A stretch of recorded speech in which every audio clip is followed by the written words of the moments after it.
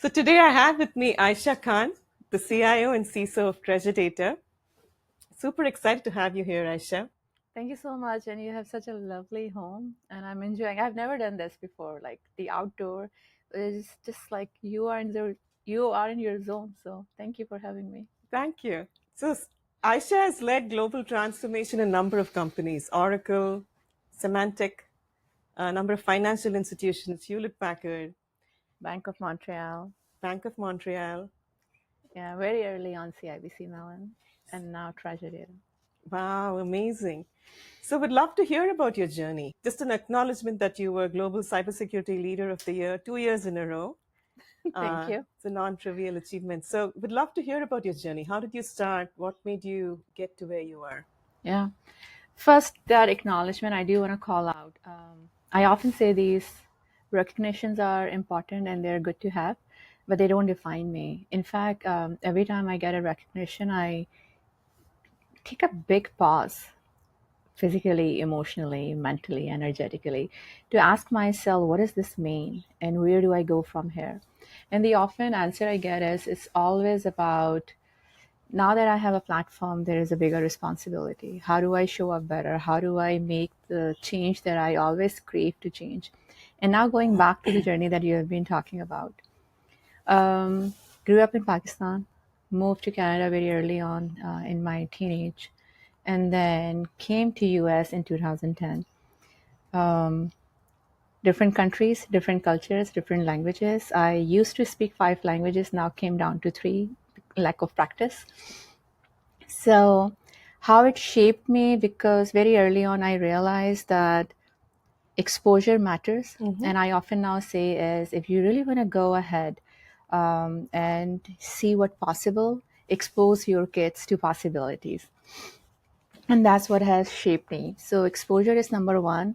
And because there was so much change all the time, like moving countries, learning different languages, meeting different type of cultures, Mm-hmm. um, there was nothing linear or predictable, right? Mm-hmm. So that made me very resilient very early on. And I think that has shaped me who I am now. One, being resilient. Second, exposure brought a lot of emotional maturity because now you're dealing with different people, different perspectives, different point of views. So that has also formed how I lead now. Listen more, be more empathetic. I don't always assume that my perspective is the default, you know. Mm-hmm. And one of the things that I'm very proud of, and I think I often talk about, I'm not a good leader because I have all the answers. I am a good leader because I surround myself with amazing people. Mm-hmm. I have the ability to listen for ideas and their point of views.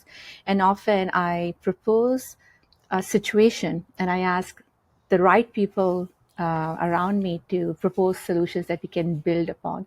And then that build consensus that brings ideas that I'm not even thinking of. And that's how, the magic happens.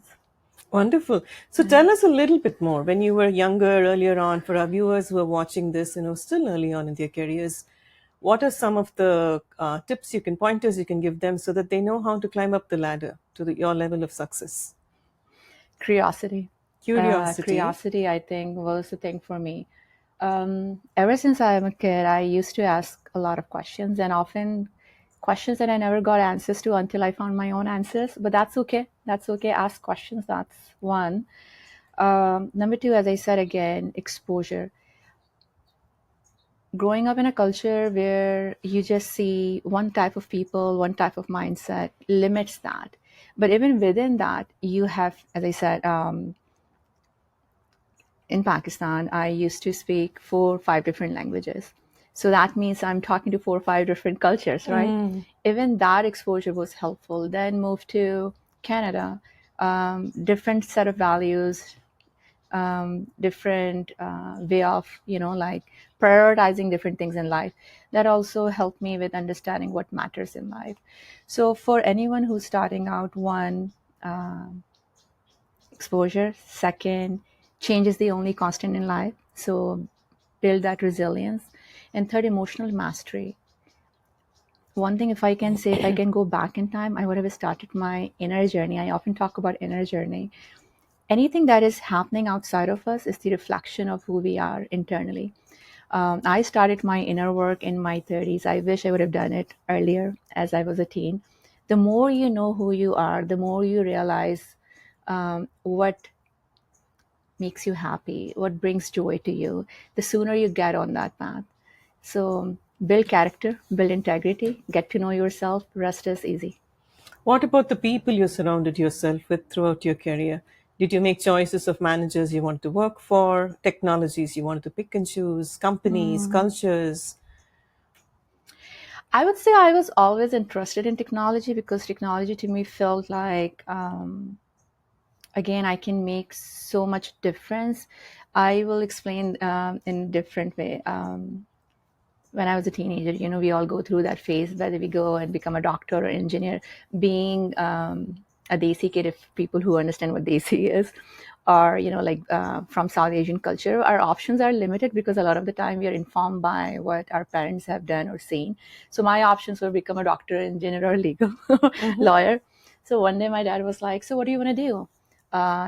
You can be a doctor or engineer. He didn't even give me other options. So he's like, what are going to be your options? And I said, well, I think I'm going to go toward the engineering path. And this is, I'm talking about in a culture where many people don't even have options. So I was given options. And my answer was very direct. I said, I'll go the engineering path. He asked me why. And back then I just said, I want to go travel the world, meet people, and I want to make a difference, move the needle in technology because I really feel technology can serve humanity. So that direction I was aware of, that I would do something on the technical side. I knew that it was very analytical. I connect dots. I see big pictures. So that makes sense to me. But coming back to the point, did I pick my managers? Did I pick my industries? No, I believe also in things happen for a reason, and they happen. When they happen, learn to respond, not react. In my journey, not only that I've learned from amazing people, amazing bosses, I had my fair share of challenges of some really bad bosses as well. And in fact, I will tell you, not only that I have learned from good bosses, I have learned a lot more from bosses who didn't show up to be better leaders. So every opportunity that you get, whether it's good or bad, it's always teaching you something. Take that and then build something out of it of your own and pass it on to the next generation. Wonderful. What about technology shifts that have happened? So you've been around to see, I think even the internet was born just around the time when we all landed in this country, right? 2000, Yeah, 2001, yeah, around then, and at least when I landed. yeah, And yeah, then you've seen cloud and mobile yeah, APIs pick up. yeah.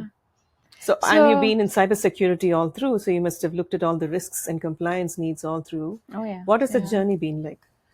So not the internet boom. I'm after that, but I did see the online banking. The very first time I started working for Bank of Montreal, that was the time when application security was becoming brand new.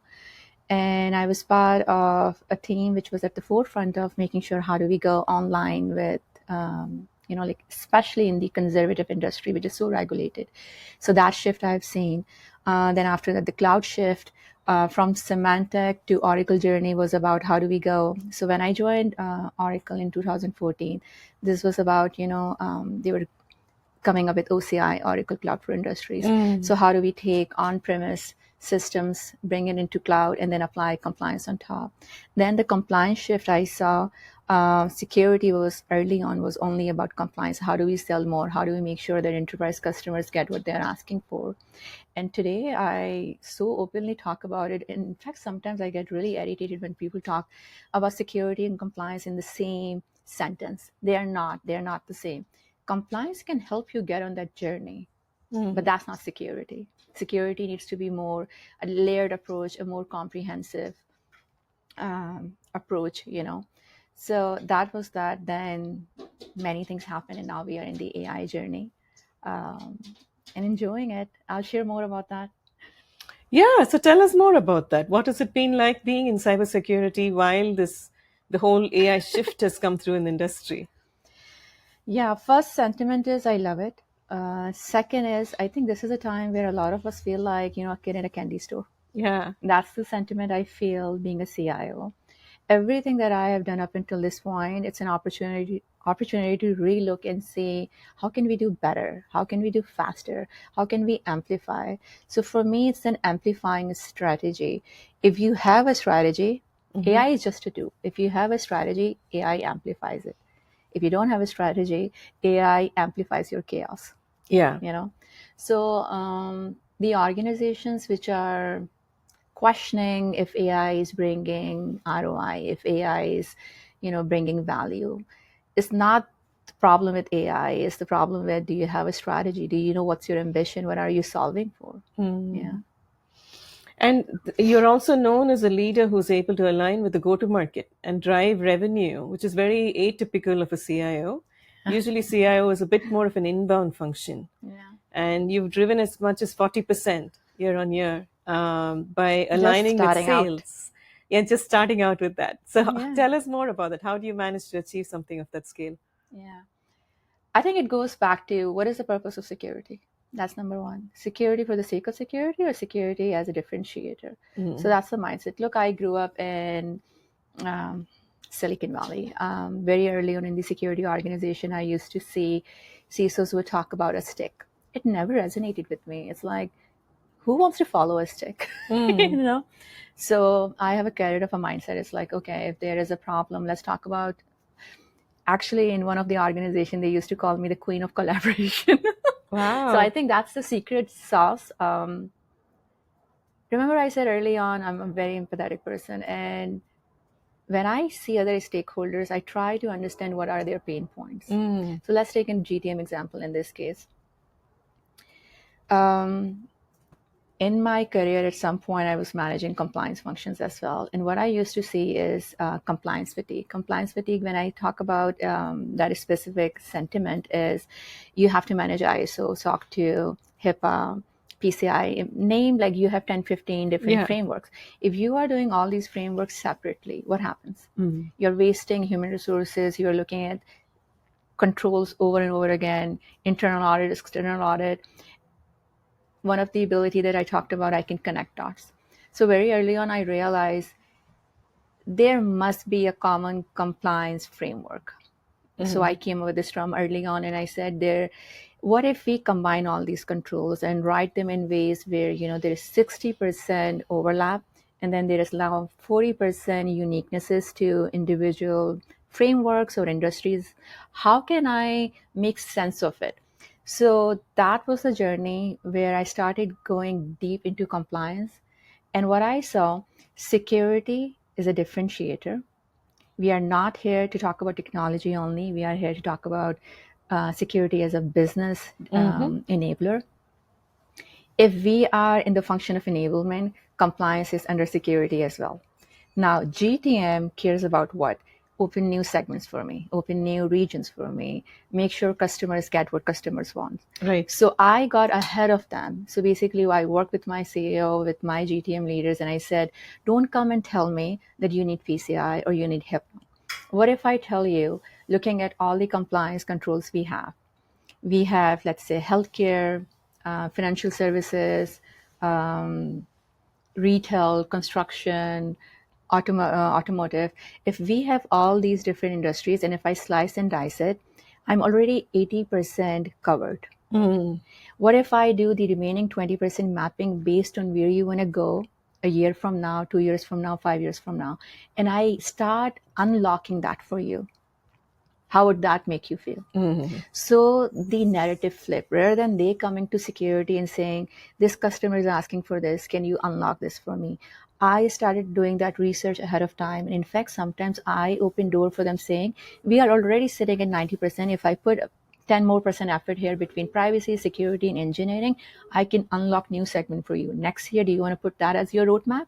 And that's where collaboration started happening a lot more. And they would come for thought leadership and say, what else you can unlock for us? Where else can we go?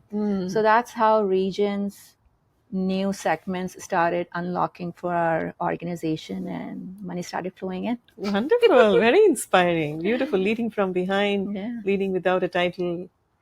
Yeah. Titles, I don't know. I just sometimes get this itchy feeling like even when I didn't have a title, I was more focused on how can I add value. I'll say early on, I know this ever since I was a kid. When people, in fact, I'll tell you a joke. 2 years ago, I was in Spain for a conference, and somebody asked me, "Did you always want to be a CISO?" And I laughed. Literally, I laughed, and I said, "When I was a kid, there was no such thing as CISO. Yeah. In fact, I wanted to be a scientist." But what I always wanted to be a person of value. How can I, no matter where I am, how am I adding value to a relationship, to an organization, to a friend?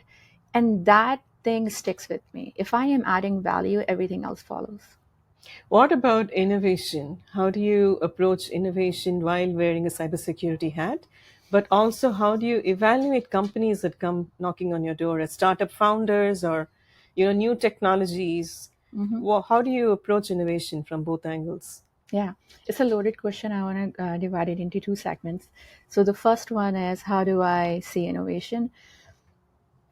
Like how people talk about security and compliance as they're two different things. Similarly, I feel secure and innovation are not two different things. I often remind all the way up to my CEO, to the young employee in Treasure Data, we don't talk about innovation and security separately. We talk about secure innovation.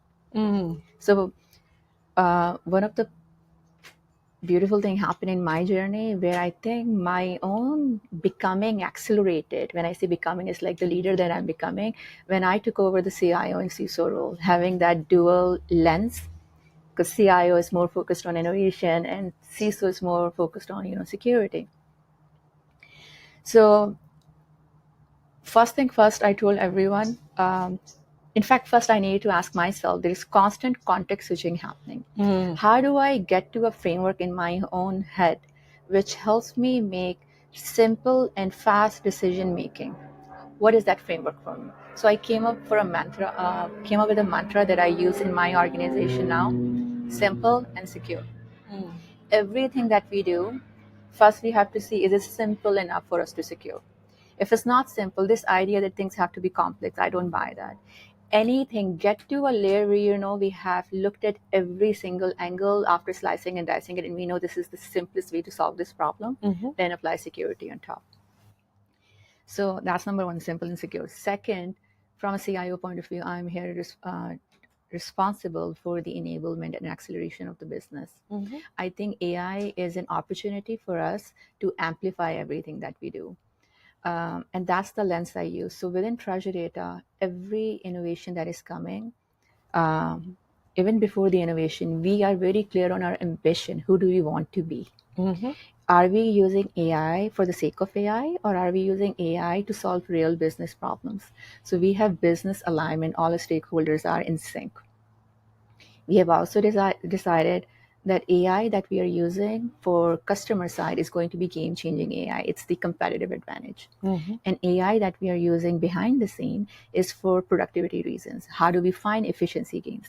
So the framework that I use is every AI use case that we bring in has to match these four things. One, is it increasing revenue? Is it increasing trust? Is it increasing efficiency gains, right? And fourth, is it reducing cost? If it's not meeting one of those four things, we're not doing it. Tell me more about trust. I think that's the one that stands up, because I think when AI is involved, people feel less trusting. Yeah. Especially in your function. I think the success of cybersecurity, especially not the CIO hat as much, is how do you mitigate risk? Yeah. Right? So establishing trust and mitigating risk seems counter to AI Yeah. and adoption of AI. So how do you measure risk, and is that counter to how you measure innovation? Yeah, I think first building a culture of security is very important. I often talk about it, and I wrote an article on that as well. Is, remember I said you also learn from some fair share of challenges and bad leaders. I never wanted to be a martyr CISO. Martyr CISOs are the one who would take unilateral Martyr CISOs. martyr CISO, yeah. So they would take unilateral decisions. They would make calculations within their own organizations. I'm not that. So first and foremost, I have a committee internally within Treasure Data. It's called a risk management committee. And on that committee, it's me, my CLO, my CTO, CPO, and depending on where we are seeing risk, we bring all those stakeholders in. Every quarter, we talk about where we are seeing risk in the organization, and the way we measure risk is obviously it's the likelihood and impact, but we are using 5 dimensions, which is if any one of these dimensions go wrong, what would happen? Is the financial risk, is the operational risk, is the legal risk, the customer trust risk, the revenue risk. We are looking at all those 5 angles and saying the risk that we have identified, a technical risk, business operation risk, whatever you want to call it. First of all, where is that risk? Right. Bring that to the committee. Then we invite those stakeholders. The idea is not only to give them visibility, but also be their ally. And let me talk about what happened through these conversations. Let's say there is a risk in our CTO organization. And if he comes to the meeting and he says, you know what, I'm willing to accept that risk. There are only 4 options. You accept, mitigate, you transfer. I'm forgetting the 4th one. So out of 4, Or he has... you resist, I guess, right? Yeah, or you accept it, right? Accept, mitigate, transfer, or whatever, the 4th one. So based on that, for example, if he says that I'm accepting that risk, he cannot make that decision on his own. My CLO and I have to be on board. So our CLO is your legal counsel. Yes, chief legal officer. So 2 of us, our questioning is around, first of all, help us understand what is that risk. He will quantify it. And then we would say, why are you accepting that risk? Because we have the risk tolerance defined for the company, and which is again CEO, CFO, CTO, all of us combinedly decide what is going to be a risk tolerance. If we are seeing a risk which is within that risk tolerance, go ahead, accept that risk, which is fine. But if a risk is above our risk tolerance, then you cannot make a unilateral conversation. So for example, if CTO says I'm accepting it because I have resourcing issue, then we turn out to be his allies. We go up to our CFO and CEO and we say, you know what, he's willing to accept that risk, but we are not comfortable with this risk because this is above our threshold. And he's in this situation because he needs more resources. So we are the one who's vouching for him to get him the resources. And that's why this platform works. So now... You serve as allies, honestly. Exactly. Now these people reach out on their own to the committee saying, here's the risk in our organization. We are accountable for it and we want to solve it and we need your help.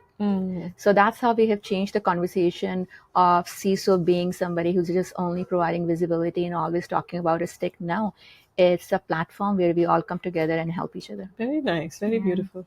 So tell us about a book or a person who's inspired you in your career so far. Oh, the book that I think people should read when they're starting on their journey, and when I say journey, is this human journey that we are meant to be. No matter what you are chasing outside, you're just wasting your time. If you just start going more inward, everything outside will start follow you. So I would say the 4 agreements. I read over and over again once a year to remind myself of everything is within me. If I just take responsibility, accountability for how I'm becoming and how I'm showing up, everything else will follow. So that's the book. When it comes to people, there are a lot of people that I admire. Some names that come to my mind is one is Sadhguru. His ability, people often call it its intensity, and I actually feel I have the same intensity. If we are to be here, might as well live joyfully. What's the point then? So that's one. Second, this desire. I just feel like I want to help as many people become not only like, what is success? To me, success is how much I have smiled today. To me, success is how am I creating impact? To me, success is how much time have I spent with my kids? I want to have it all. So that's one person that comes to my mind. But in the technology world, I like Satya. I like how he has Satya Nadella. I like how has he transformed Microsoft, and he's a very empathetic leader as well. So I truly feel that you can.